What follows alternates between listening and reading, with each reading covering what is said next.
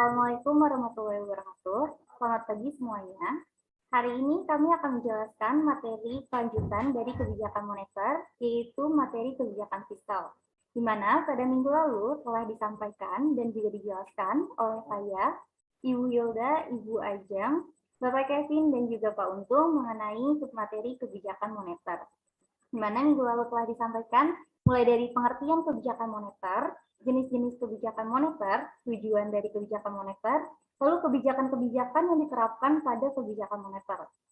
Yang perlu kalian ingat sebelumnya mengenai materi pengertian dari kebijakan moneter terlebih dahulu, di mana kebijakan moneter merupakan kebijakan yang dibuat oleh pemerintah untuk menjaga kestabilan jumlah uang beredar yang ada di masyarakat. Lalu, tujuan-tujuan dari kebijakan moneter adalah untuk menciptakan kestabilitasan perekonomian, lalu kestabilitasan harga, untuk meningkatkan kesempatan kerja, dan juga untuk menciptakan keseimbangan neraca perdagangan internasional. Tidak hanya tujuan dari kebijakan moneter, minggu lalu juga telah disampaikan peran dari kebijakan moneter. Dan juga ada jenis-jenis kebijakan moneter, di mana jenis-jenis dari kebijakan moneter ini dibagi menjadi dua, ada ekspansif dan juga kontraktif, atau biasa disebut dengan tight money policy atau easy money policy. Lalu instrumen-instrumen dari kebijakan moneter, mulai dari operasi pasar terbuka, lalu ada kebijakan diskonto, kebijakan cadangan wajib, lalu ada kebijakan kredit ketat, dan yang terakhir adalah kebijakan dari dorongan moral. Baik, setelah kalian memahami mengenai kebijakan moneter, hari ini kita akan melanjutkan kepada materi kebijakan fiskal, di mana bisa dilihat pada PowerPoint, pengertian dari kebijakan fiskal merupakan kebijakan yang dilaksanakan oleh pemerintah dengan cara mengubah atau memperbaharui anggaran pendapatan dan belanja negara atau APBN.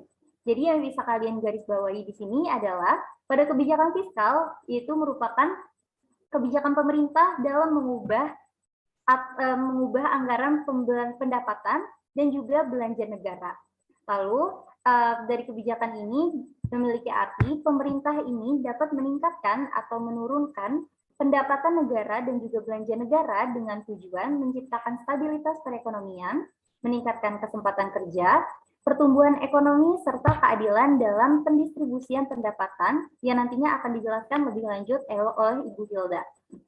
Baik, tidak hanya yang ada di PowerPoint, kebijakan fiskal menurut Undang-Undang Nomor 17 Tahun 2003 juga menyebutkan bahwa Presiden memberikan kuasa pengelolaan keuangan dan juga kekayaan negara kepada Kementerian Keuangan selaku pengelolaan fiskal dan juga wakil pemerintah dalam pemilikan kekayaan negara yang dipisahkan. Oleh karena itu, bisa disimpulkan, kebijakan fiskal merupakan suatu kebijakan perekonomian yang dilakukan oleh pemerintah dalam pengelolaan keuangan negara. Berbeda pada kebijakan moneter, di mana kebijakan moneter yaitu kebijakan pemerintah yang dilaksanakan oleh Bank Sentral. Pada kebijakan fiskal ini merupakan kebijakan pemerintah yang dilakukan dengan cara meningkatkan atau menurunkan anggaran pembelanjaan negara atau biasa disebut dengan APBN. Baik, selanjutnya ini ada tujuan dari kebijakan fiskal yang akan dilanjutkan oleh Ibu Hilda. Baik, selanjutnya yaitu ada tujuan kebijakan fiskal.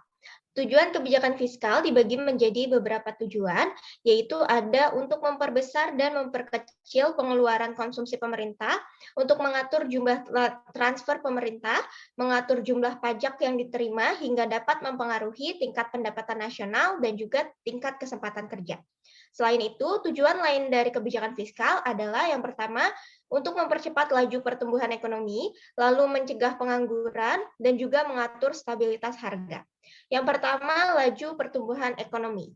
Implementasi dari laju pertumbuhan ekonomi adalah dengan membangun berbagai macam proyek-proyek pembangunan, sehingga nantinya banyak masyarakat yang akan terserap oleh lapangan kerja dari hasil pembangunan proyek tersebut. Hal itu nantinya akan mempercepat laju pertumbuhan ekonomi di negara tersebut. Yang selanjutnya yaitu mencegah pengangguran. Mencegah pengangguran merupakan masih lanjutan dari tujuan kebijakan fiskal laju pertumbuhan ekonomi. Jadi semakin pertumbuhan ekonominya itu meningkat, maka pengangguran juga akan semakin berkurang. Karena jika pemerintah semakin memperbanyak proyek-proyek pembangunan, maka nantinya akan tercipta lapangan-lapangan kerja baru sehingga masyarakat-masyarakat yang sedang mencari pekerjaan dapat terserap oleh proyek-proyek yang baru dibangun oleh pemerintah tersebut. Yang selanjutnya yaitu ada stabilitas harga. Implementasi dari stabilitas harga di sini adalah dengan menetapkan tarif pajak langsung progresif. Maksudnya adalah dengan meningkatkan nilai tarif pajak sesuai dengan harga dasar pajak berlaku. Contohnya seperti, misalnya ada rumah yang berharga senilai 500 juta atau 1 miliar ke bawah. Nah, tarif pajak yang dikenakan yaitu hanya sebesar 10%. Itu contohnya. Namun, jika harga rumah tersebut sudah lebih dari 1 miliar, maka tarif pajak yang dikenakan berbeda dari tarif pajak yang di bawah 500 juta. Yaitu jika harga rumah tersebut sudah mencapai lebih dari 1 miliar, maka tarif pajak yang dikenakan adalah 30%. Hal ini ditujukan agar mengurangi inflasi yang terjadi di masyarakat. Mengapa hal tersebut bisa terjadi? Karena jika ada tarif pajak langsung progresif, maka jumlah uang yang beredar di masyarakat akan semakin sedikit. Nah, hal itu akan mengurangi inflasi yang terjadi di masyarakat sehingga dapat mengatur stabilitas harga yang terjadi di masyarakat. Karena salah satu faktor pendukung dari stabilitas harga adalah tingkat inflasi ataupun tingkat deflasi. Yang selanjutnya,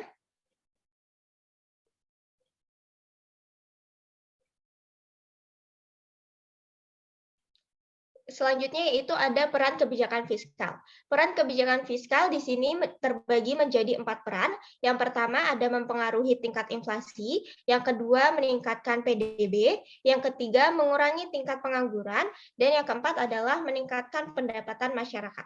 Yang pertama, mempengaruhi tingkat inflasi.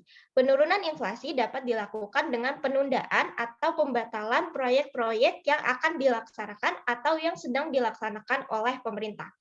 Jika ada proyek-proyek yang sedang dilaksanakan atau yang akan dilaksanakan oleh pemerintah, maka pemerintah akan mengeluarkan lebih banyak uang lagi, akan mengeluarkan lebih banyak pengeluaran pemerintah atau belanja pemerintah.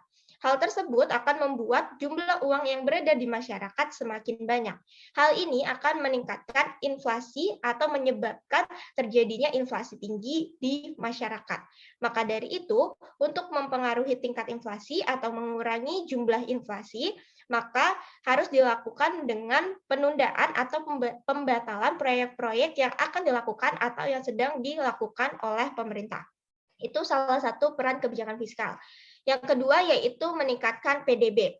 Hal ini dapat dicapai dengan mendorong produksi masyarakat atas barang ataupun jasa. Hal ini dapat dilakukan dengan cara pemerintah dapat mengalokasikan biaya-biaya atau APBN untuk membantu UMKM atau usaha-usaha agar dapat mendorong produksinya, mendorong produksi barang atau jasanya, sehingga hal tersebut akan mendorong peningkatan output yang dikeluarkan oleh perusahaan tersebut. Sehingga jika output yang dikeluarkan oleh perusahaan tersebut semakin meningkat, maka hal tersebut juga akan meningkatkan PDB atau produk domestik bruto. Yang selanjutnya adalah mengurangi tingkat pengangguran. Hal ini dapat diimplementasikan dengan cara mengalokasikan APBN dari pemerintah untuk membangun proyek-proyek pembangunan baru, misalnya seperti membuka jalan tol baru atau membuka UMKM yang berlandaskan pemerintah, sehingga hal tersebut dapat membuka lowongan pekerjaan baru bagi masyarakat. Jika lowongan pekerjaan baru bagi masyarakat akan semakin luas atau semakin banyak, maka hal tersebut akan mengurangi tingkat pengangguran. Yang selanjutnya adalah meningkatkan pendapatan masyarakat. Hal ini masih berhubungan dengan peran kebijakan fiskal sebagai pengurang tingkat pengangguran. Jadi jika lowongan pekerjaan di masyarakat terbuka semakin luas, jika pemerintah semakin banyak membuka lowongan pekerjaan bagi masyarakat dengan cara membangun proyek-proyek pembangunan baru, maka nantinya pendapatan yang didapatkan oleh masyarakat akan semakin meninggi juga, sehingga hal tersebut juga akan mempengaruhi pertumbuhan ekonomi. Seperti itu. Yang selanjutnya.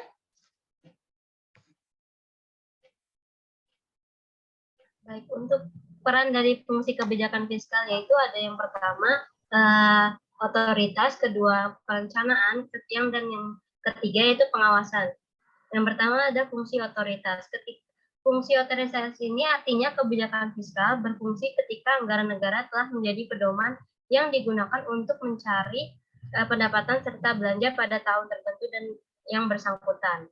Kemudian ada fungsi yang kedua yaitu fungsi perencanaan. Artinya kebijakan fiskal berfungsi ketika anggaran dari suatu negara telah menjadi dasar bagi manajemen dalam merencanakan anggaran tahun yang bersangkutan saat itu. Yang ketiga ada fungsi pengawasan, berfungsi ketika anggaran suatu negara telah menjadi dasar manajemen untuk merencanakan anggaran tahun yang bersangkutan. Jadi di fungsi kebijakan fiskal ini ada 6 yang pertama akan saya jelaskan, yaitu yang telah saya sebutkan. Kemudian lanjut ke fungsi kebijakan fiskal 3 lainnya. Yang pertama ada yang keempat yaitu fungsi alokasi. Fungsi alokasi kebijakan fiskal ini berfungsi ketika anggaran negara dialokasikan atau ditempatkan dengan tujuan untuk mengurangi tingkat pengangguran serta pemborosan sumber daya yang ada. Fungsi alokasi juga dapat menambah efisiensi serta efektivitas ekonomi dari suatu negara. Kemudian fungsi kebijakan yang kelima yaitu fungsi stabilitas. Artinya ketika anggaran pemerintah digunakan untuk menjadi alat yang bertujuan untuk memelihara serta melakukan upaya atas keseimbangan fundamental atau dasar-dasar dari perekonomian negara tersebut. Kemudian fungsi yang terakhir yaitu fungsi distribusi. Kebijakan fiskal berfungsi ketika negara membuat suatu kebijakan anggaran dengan adil dan dengan rasa kepatutan atau dengan merata di seluruh daerah. Kemudian lanjut ke slide selanjutnya yaitu akan dijelaskan oleh Pak Kevin. Selanjutnya akan ada macam-macam kebijakan fiskal. Yang pertama ada kebijakan fiskal berimbang, yang kedua ada kebijakan fiskal defisit, dan yang ketiga ada kebijakan fiskal surplus. Untuk kebijakan fiskal berimbang itu diambil untuk menjaga keseimbangan pemasukan dan pengeluaran negara. Fungsi kebijakan fiskal satu ini adalah agar negara juga tidak punya terlalu banyak hutang. Meski terdengar positif, regulasi fiskal seimbang memiliki resiko besar karena nggak semua negara punya kemampuan untuk memenuhi seluruh kebutuhan warganya. Untuk selanjutnya, kebijakan fiskal surplus itu ya sesuai namanya yaitu surplus, berarti jenis kebijakan fiskal yang diambil ketika pemasukan lebih banyak dari pengeluaran. Untuk fungsinya sendiri yaitu demi mencegah terjadinya inflasi. Kebalikannya yaitu kebijakan fiskal defisit merupakan sebuah regulasi fiskal yang berguna untuk mengatasi kekurangan pemasukan dibanding pengeluaran. Salah satu contohnya adalah hutang dari luar negeri. Selanjutnya, di next.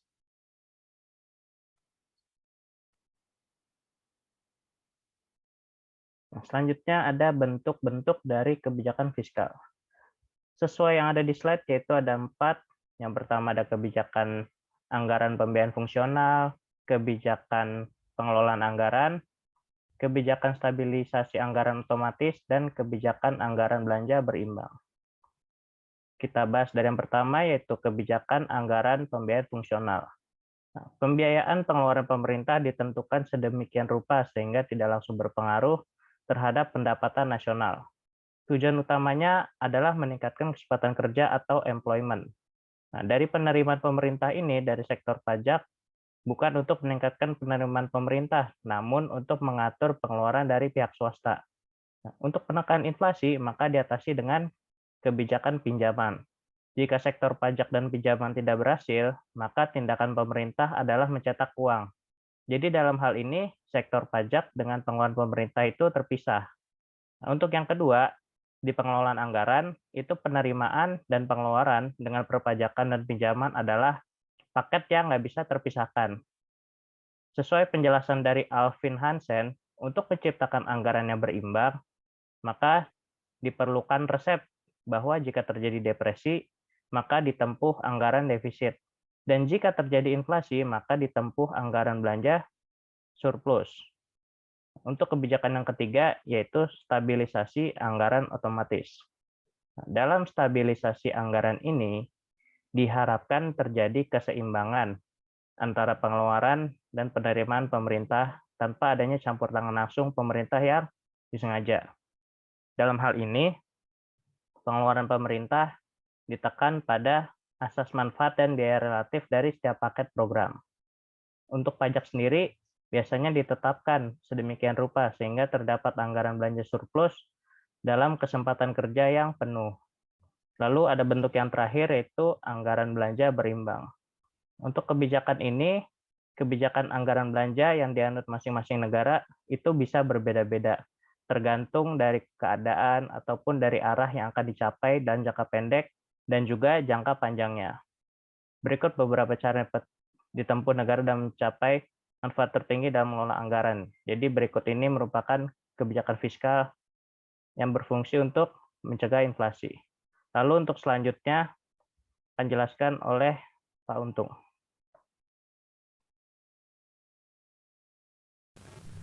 Selanjutnya, kita akan membahas tentang instrumen kebijakan fiskal. Nah, instrumen kebijakan fiskal yang akan kita bahas pertama ada pajak, yang kedua ada pengeluaran pemerintah, dan yang ketiga ada politik anggaran. Nah, yang pertama pajak. Nah, instrumen pajak ini bisa dikatakan paling kuat atau paling penting di tangan otoritas publik. Hal ini tersebut karena pajak mampu mempengaruhi ekonomi suatu negara secara makro atau secara luas. Misalnya pada perubahan perilaku konsumsi masyarakat, daya beli, hingga investasi. Nah, pajak itu sangat mempengaruhi ketiga hal tersebut. Nah, selanjutnya yang kedua, sangat jelas bahwa pajak merupakan pemasukan utama dari sebuah negara. Nah, hal-hal ini dapat diperhatikan dalam instrumen pajak. Ketika pendapatan pemerintah sedikit, maka pemerintah kemungkinan akan menaikkan tarif pajak untuk meningkatkan penghasilan negara.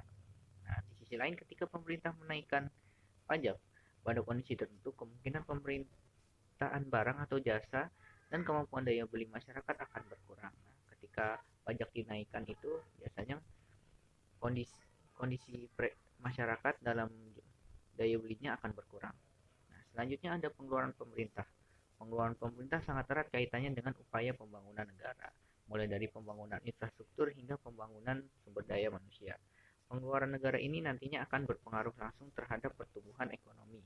Misalnya saja pembangunan lalu lintas transportasi darat, fasilitas kesehatan, ataupun fasilitas pendidikan.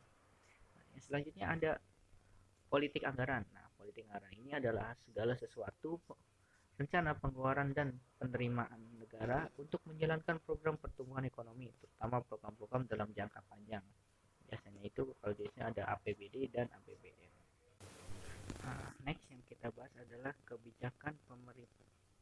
Kebijakan fiskal yang dilakukan oleh pemerintah. Di sini yang pertama ada sistem stabilisator otomatis. Nah, jadi pada sistem fiskal modern memiliki alat stabilisator otomatis yang melekat sehingga ketika terjadi masa resesi atau ketika perekonomian suatu negara itu menurun atau tingkat PDB suatu negara itu sedikit atau turun dari sebelumnya, nah maka dengan sendirinya akan pulih mengatasi penurunan tersebut. Nah, pada stabilisator otomatis ini memiliki beberapa instrumen. Yang pertama ada perubahan penerimaan pajak otomatis. Yang kedua ada tunjangan pengangguran kesejahteraan dan tunjangan lainnya. Nah, pada perubahan penerimaan pajak otomatis ini dalam perekonomian lebih otomatis di mana penerimaan pajak cenderung meningkat di masa inflasi dan mengalami penurunan di masa resesi. Nah, ini terjadi secara otomatis. Nah, yang selanjutnya ada tunjangan pengangguran kesejahteraan dan tunjangan lainnya. Maksudnya apa? Ya, jadi negara-negara maju memiliki sistem pembayaran tunjangan untuk menambah pendapatan masyarakat. tunjangan yang paling mendominasi ini yaitu tunjangan pengangguran.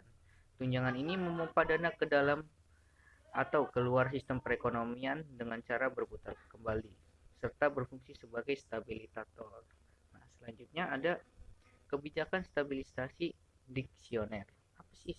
Nah, jadi kebijakan fiskal disksioner ini adalah kebijakan pemerintah di mana pemerintah mengubah tarif pajak atau program-program pengeluaran. Kebijakan stabilisasi disksioner ini umumnya melewati lembaga legislatif untuk mengubah struktur dan sistem fiskal. Kebijakan stabilisasi disksioner ini bisa dilaksanakan melalui proyek pemerintah, program permodalan, proyek padat karya, dan perubahan tarif pajak.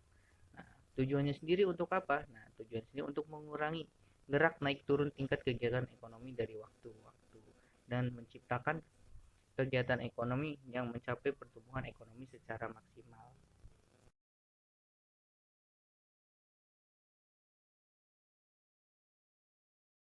Sekian penjelasan dari kami mengenai materi kebijakan fiskal. Kurang lebihnya mohon maaf. Assalamualaikum warahmatullahi wabarakatuh.